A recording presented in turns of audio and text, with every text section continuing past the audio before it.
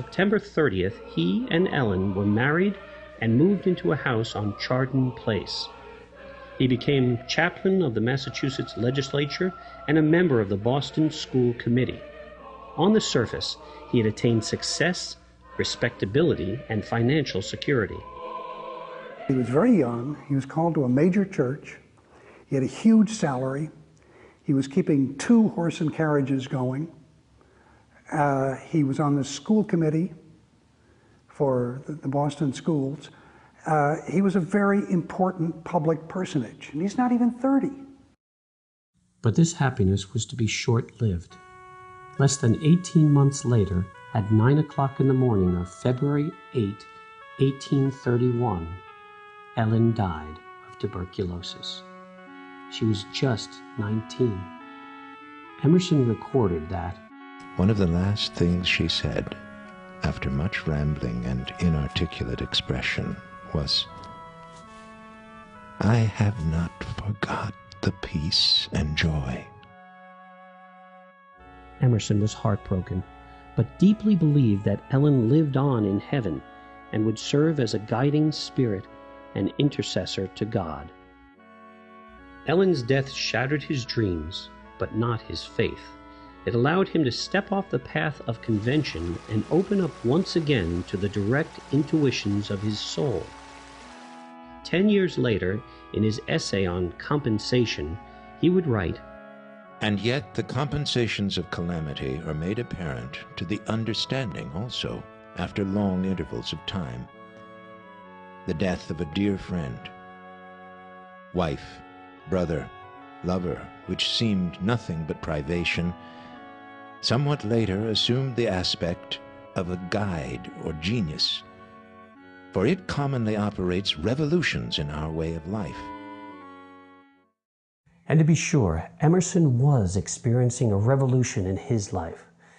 During the same time, he was struggling with his calling to the ministry in an environment where sects were becoming more narrow and hostile to each other. Religion is the relation of the soul to God, and therefore the progress of sectarianism marks the decline of religion. For looking at God instantly reduces our disposition to dissent from our brother. A man may die by fever as well as by consumption, and religion is as effectually destroyed by bigotry as by indifference. In September of 1832, against all advice from his family, he resigned his ministry from the Second Church. In December, he closed up his house, sold all his furniture, and made a clean break with the past. The life that not long before seemed so secure had disintegrated. Not yet 30, his first love dead, his career in ruins, Emerson boarded a ship on Christmas Day and set sail for Europe. He was a phenomenon in Boston. But when his young, really young and really beautiful wife, who wanted to be a poet, Ellen, died very quickly of TB, the whole edifice just came crashing down. Personal, professional, the works. So he sold off his furniture, and sold the furniture and took the first ship he could get on. The captain didn't even want to take him, he was so sick. And the ship wasn't going to the right place, it wasn't going to Europe, it was going to Malta. But he went and just bailed from the whole scene. Like America, Europe too was in the throes of change. While relatively peaceful militarily, culturally it was swept up in the movement that would come to be called Romanticism. In large part, a reaction to the rationality and formalism of the 18th century, Romanticism stressed emotion and intuition as roots to knowledge, as well as a deep curiosity about nature from both scientific and spiritual perspectives. Beethoven in music, Goethe and Wordsworth in literature, and nature painters such as Constable and Turner were the leading artists. In addition, fed by an interest in democracy and the war for independence in Greece, there was a new interest in Plato's philosophy of ideal. This thread came down through Plato and then on to the important Platonists, Plotinus in particular, and Porphyry, his student. And then from there,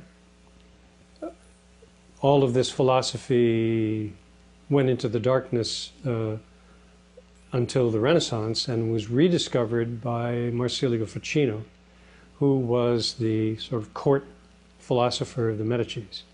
And Ficino began to discover the Neoplatonists in particular and teach Neoplatonism and the perennial philosophy to the Italians.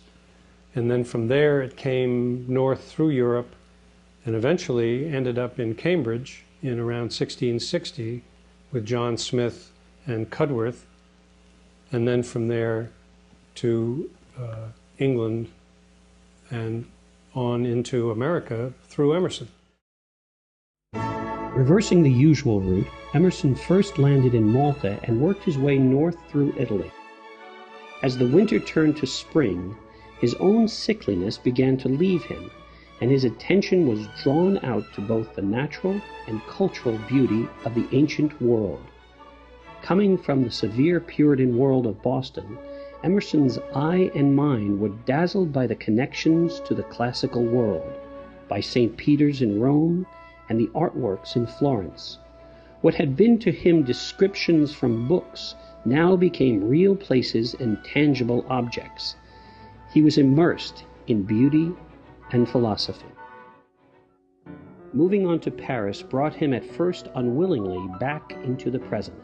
I was sorry to find that in leaving Italy, I had left forever that air of antiquity and history which her towns possess, and in coming hither I had come to a loud, modern New York of a place. But while Italy had overwhelmed him with art, Paris would overwhelm him with a unitive view of science. It was the center of a new taxonomy of the plant world that emphasized living specimens and the growth cycle. Visiting exhibitions of plants and animals, Emerson was taken with the sheer number and variety of species, and also with their expression of what he called the upheaving principle of life. He also saw them as reflections of the mind of man. Not a form so grotesque, so savage, or so beautiful, but is an expression of some property inherent in man the observer, an occult relation between the very scorpions and man. I am moved by strange sympathies. I say continually, I will be a naturalist. From France, Emerson moved on to Great Britain. Given his English heritage, he had always held it in special regard, and he arranged to meet some of his literary idols, the poets Coleridge and Wordsworth. He was graciously received, but was disappointed that the visits more resembled audiences than conversations.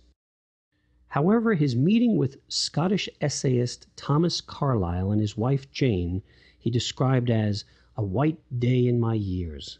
His essay on German literature had put into English many precepts of what was being called transcendentalism. Not so much a doctrine as a state of being. Transcendentalism saw reason as an innate human faculty for knowing truth, and it confirmed Emerson's own spiritual experiences. The major thrust of idealism was, first of all, a reaction to the Enlightenment, to the narrowing or reductionism of the Enlightenment that suggested that the world is as we see it and as we experience it, and that materialism is the fundamental ground of being, that the world is made up of matter, period. And if there is a God, if there is a religious basis to human existence, it is separate from the world and separate from our experience of it. What idealism does is to try to remove that duality.